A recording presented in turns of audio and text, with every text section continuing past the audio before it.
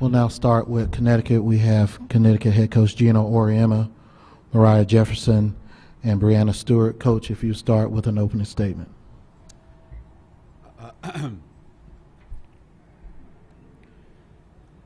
Like I said to the coaching staff at Texas, you know, when you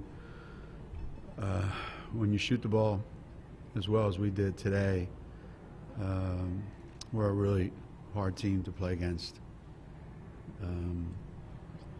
I can't say enough about these two guys sitting up here.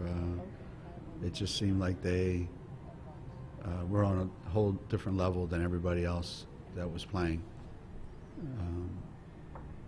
You know, you almost come to expect that from Stewie at this time of the year, but to see Mariah do what she did today, you know, it's come a long way in 2 years, and couldn't be happier for these guys. Questions for the student athlete, please raise your hand and we'll get a microphone to you. Just a second here in the back, about 6 rows back on our right.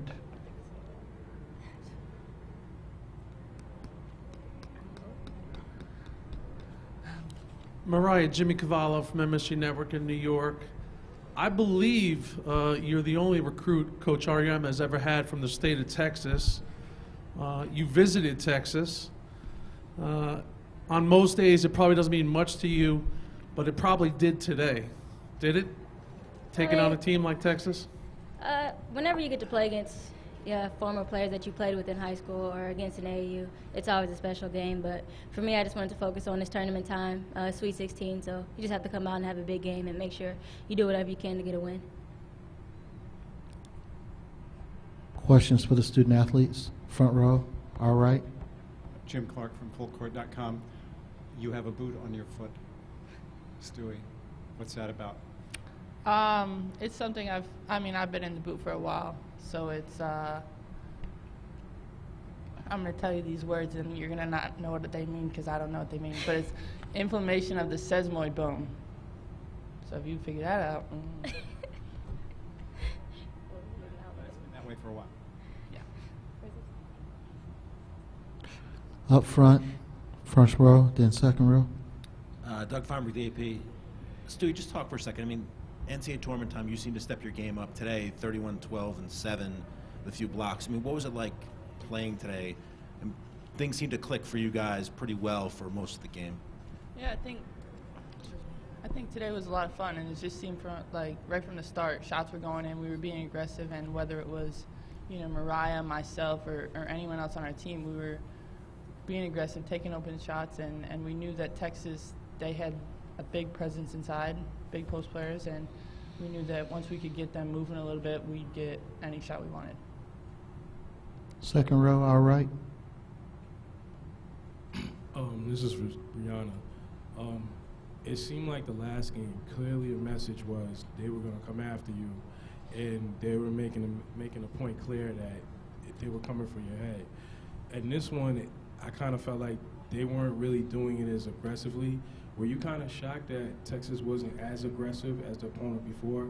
Because of the first time when on Rutgers, they got you in foul trouble. Right. And this one, they weren't aggressive, and they didn't, or as aggressive, or get you in foul trouble. Were you kind of shocked about that? I wasn't shocked, but I think that, you know, any team, their game plan is probably to get me in foul trouble if they can. And, you know, I'm expecting the physical play every night, and, you know, it was physical in the post. It was physical, but I think that, you know, we were just battling for position, that kind of thing. All right. Third row, our left. All right, Brianna, yesterday Coach sat up there and kind of asked the media, someone to tell you that you're not that good. And I just want to know if your response was that maybe you are that good? I actually didn't hear those comments, but I mean, I guess he can think whatever he wants.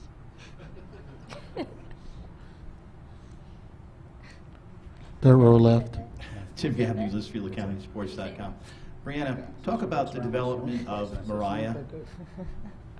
Sorry. That's okay. A, you're having fun. That's the key. Talk about the development of Mariah and just how, you know, an orchestrator she is of this team right now. I think that, you know, the way that Mariah has grown and how her play has grown has been tremendous, and it's so much fun to play with her. You know, especially when her confidence is high like it is now and like it's been majority of the season. She's not afraid to take open shots. She's not afraid to take contested shots because, you know, she'll make them. And, you know, when you have a point guard who's aggressive like that and confident in herself, it's a lot of fun to be out there. Front row, right. Laura Motter from the Troy Record. Mariah, the Texas coach was just in here, and she was saying that, you know, in the past couple of seasons, maybe teams have kind of laid off of you, not maybe paid as much defensive attention to you. Coming into a game like this, when you put up 25 points, how much does that kind of put a chip on your shoulder when you're shooting the ball? Well, obviously I'm aware of it. Teams have done it over the course of my seasons here at UConn, so I just want to make sure that can never happen, that they're never playing 4-on-5 and where I'm basically out of the game. So just have to step up and make big shots, and my teammates do a good job of giving me the ball when I'm open. All right, that's our time for our student athletes. We're going to dismiss them now and go to questions for Coach Auriemma. Third row, far right. I've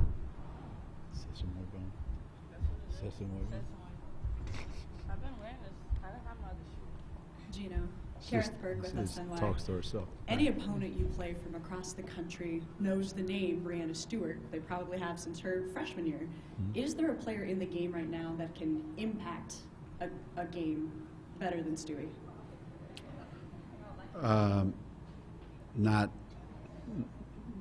Not in college. Not the teams that we play against or hope to play against. You know, people are under this impression that because Stewie doesn't get 30 every night, that she can't. Or that because we have all these good players on our team, that, you know, if Stewie wanted to do what she did tonight, she'd do it every night. And if we didn't have the balanced team that we have, if we didn't have the 5 starters, let's say, that we have, she would be doing that every night, and everybody would be talking to her as, you know, the best player by far in America. But because she's content to just play and not worry about the numbers part of it, I think sometimes people forget just how good she really is. And tonight, I think, or today, was another indication of how good she really is. Questions for Coach. We're going to go against the wall to the right, and then come back. Sox and Dogs. Coach, the game seemed to change when you brought Kia Stokes in. They had about, I think, it seemed like about 5 blocks between Brianna and Kia. Could you just talk about what you were thinking when you brought her in?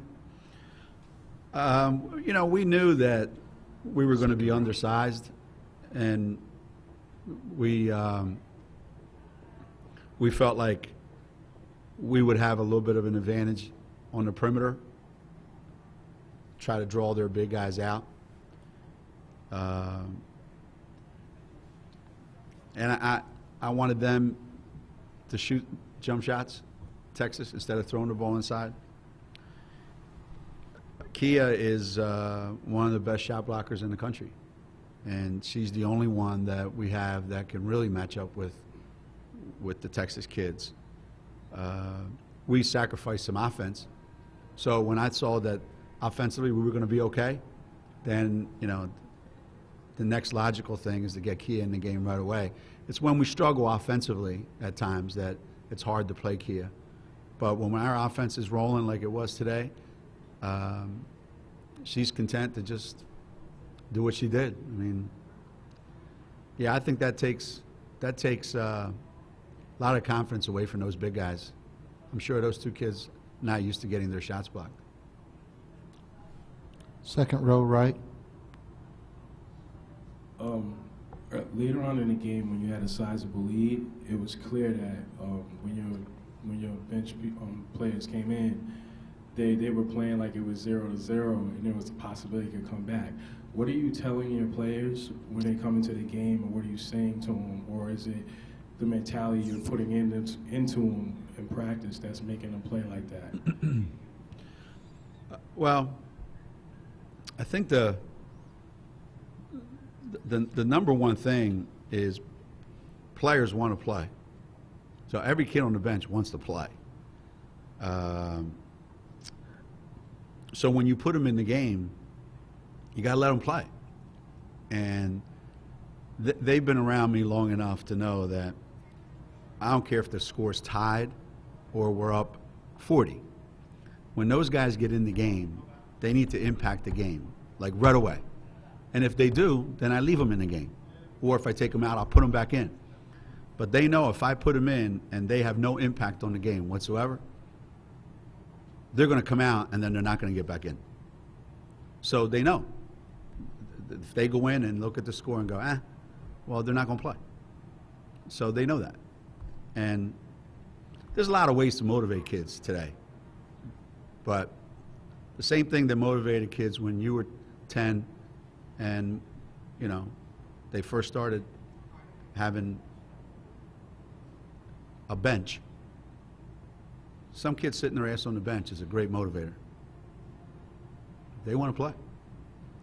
And if you do what I tell you to do, you'll play.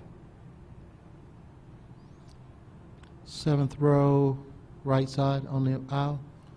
Coach, you're a tough guy to impress. You've won 9 titles, but even as you watch this team and the lead goes from 20 to 30 to 40 to 50, do you ever have a moment sitting there today where you're even impressed at their execution, at the height of which they play in a big spot against a quality opponent?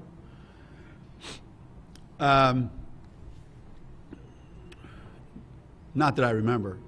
I'm only kidding. I'm only kidding. When we were talking at halftime, I told them that in the conference finals against South Florida, we were up 22, 23, something like that. I forget what it was.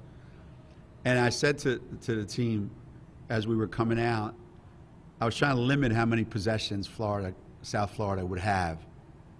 So I kind of made my team defensive and a little bit hesitant. And I told them at halftime today, I said, I'm not going to make that mistake again. I said, when we go out in the second half, like we played really well in the first half. I said, when we go out in the second half, we're going to play even better than that. Whatever that is, we're going to find another gear in the second half. I mean, you say that when you're a coach because that's what you're supposed to say, you know. Those first 5 or 6 minutes of the second half, that was pretty good. I like that. That was about as good as it's going to get. It really was.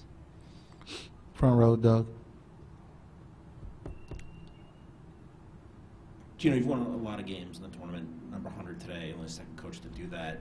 I know you're not a huge numbers guy, but to see your team play so well and set a few records for the NCAA tournament today and have it be this milestone win, does that make it more special for you? Well, I wasn't aware of the 100 thing. I was aware that if we won today, we get to play Louisville or Dayton on Monday night.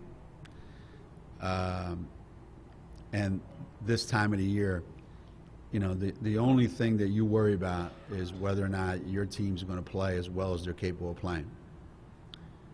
That's always my biggest fear in the NCAA tournament, that there's going to come a day and you're not going to play well, you're not going to shoot the ball well, and you know, and what you've done all season long just, you know, slips right through your fingers in one 40-minute game. So I really didn't focus on anything other than that.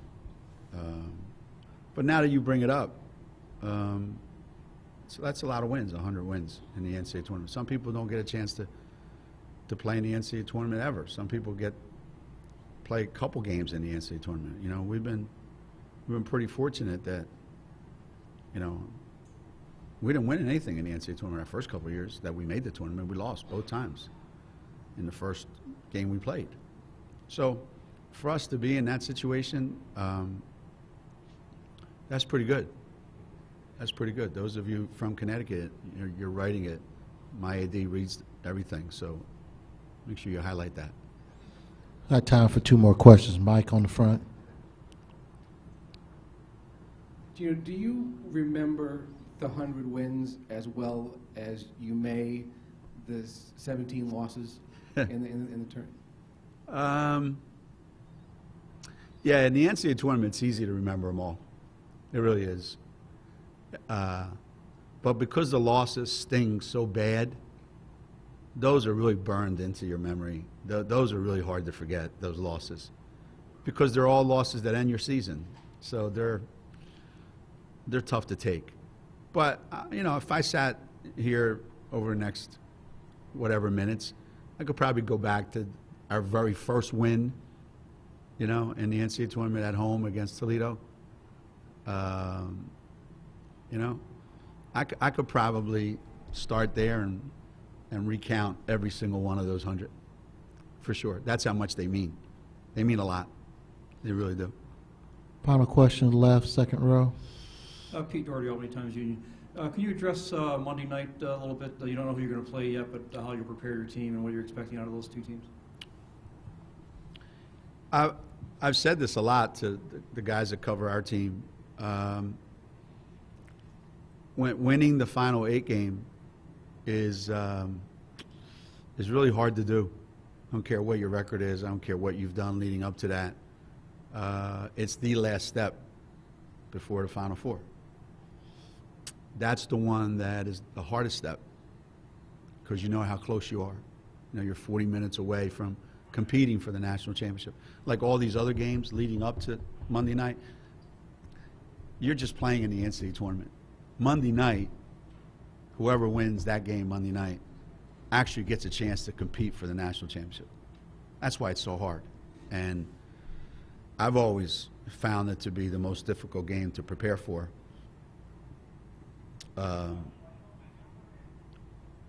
And both of these teams are obviously really good, and they're quite different from each other. One we don't know anything about. Dayton, we don't know much about them at all. And Louisville, we've played them a lot over the years. But whether you know them really well or don't know them at all, Monday night is hard.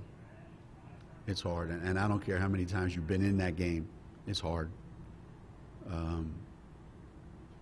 That's, to me, way harder than what happens the following weekend. Way harder. Way harder. Thanks, Coach. Thank you.